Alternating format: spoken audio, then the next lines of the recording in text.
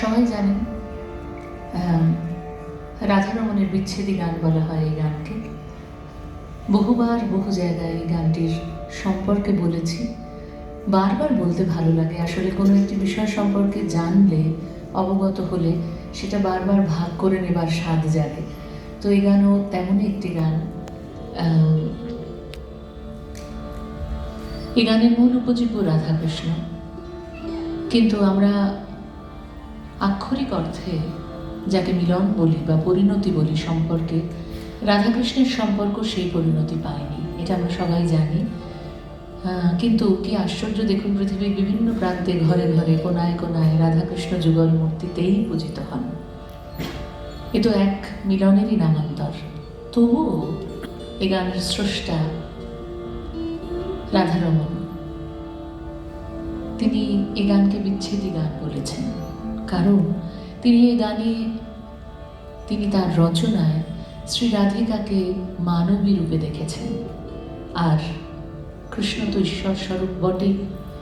এই ঈশ্বররূপী কৃষ্ণকে মানবী রূপী রাধার না পাওয়ার যে যন্ত্রণা, যে বেদনা, যে আকুতি, যে কষ্ট, তা বারবার এই গানের প্রতিটি ছত্রে ধরা পড়েছে। প্রতীকীর মাধ্যমে, এখানে মূল প্রতীক হলো কালো ভ্রমর, যাকে শ্রী রাধিকার সখী বা সখা রূপে বর্ণনা করা হয়েছে। তাই এই গান বিচ্ছেদী গান রূপেই আখ্যায়িত।